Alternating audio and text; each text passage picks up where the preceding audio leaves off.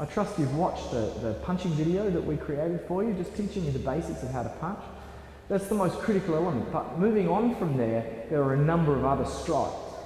Different styles use different strikes in slightly different ways. So once again, I'm going to try and give you some fundamental principles that you can take back to your sensei, you can work with and train. I'll give you some simple ways, some slightly more advanced techniques, some ideas on focus of power, and I'm also going to work on some advanced strategies to really improve your technique. First strike, Uraken Uchi, or a back fist strike.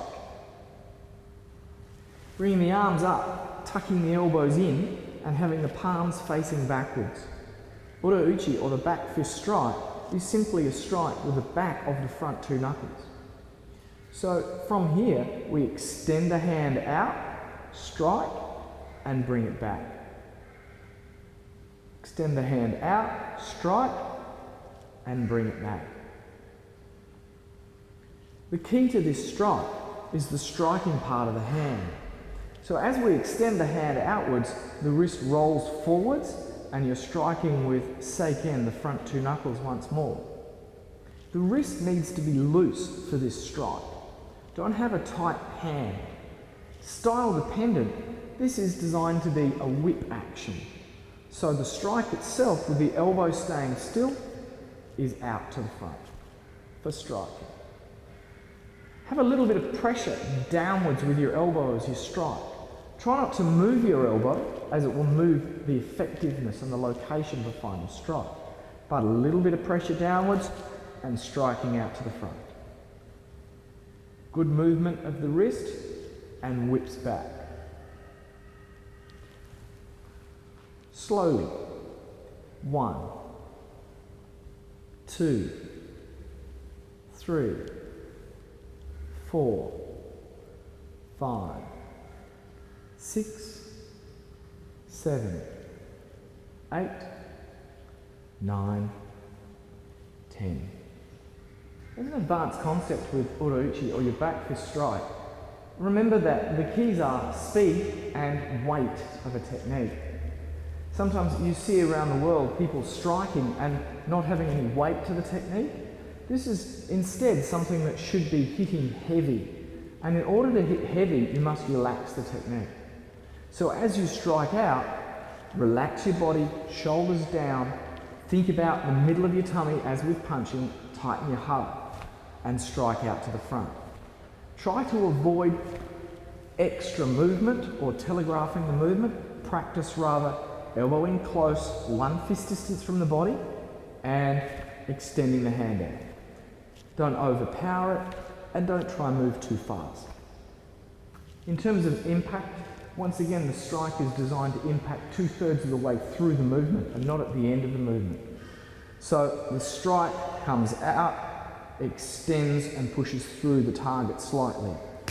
This allows good weight of the technique into the target.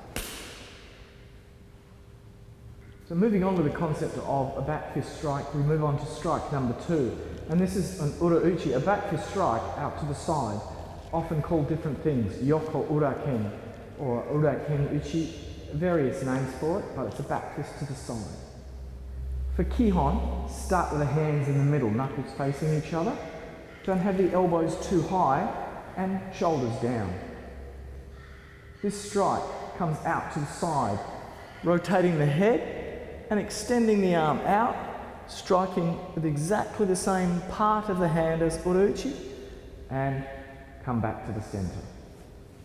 Out and back. Out and back. Out and back. Make sure when striking, you rotate the head as far around through its movement as you can. Rather than just using the eyes, turn your head for the rotation of the strike. Turn out to the side and look, return back to the center. In terms of the basic technique, don't allow the elbow to rise. If you allow the elbow to rise, you're also lifting your shoulder, which disengages your body. Once you've disengaged your body, you've minimized the amount of power you can deliver in the technique. So rather, allow the hand to do the work. Keep the elbow slightly bent and strike out temple level Jodan, head level.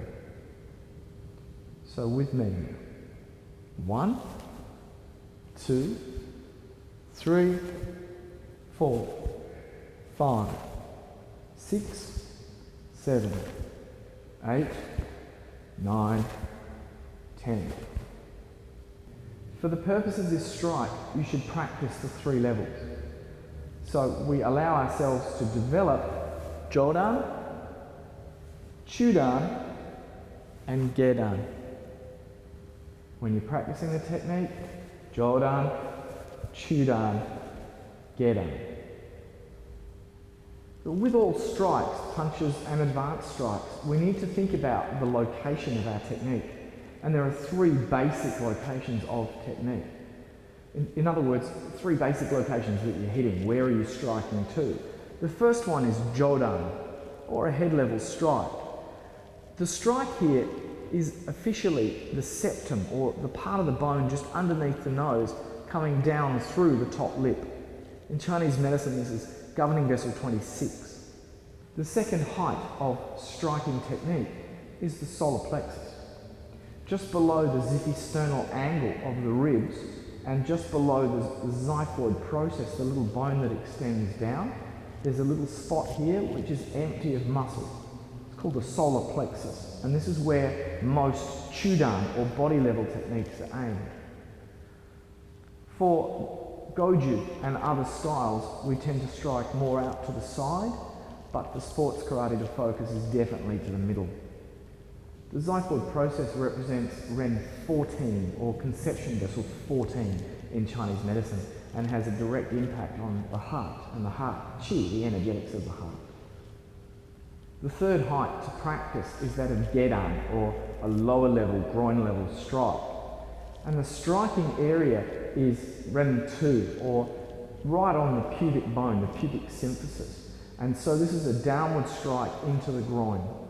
So we have the 3 heights to strike. We have Gedan, we have Chudan, stomach level, and we have Jodan in terms of our striking potential.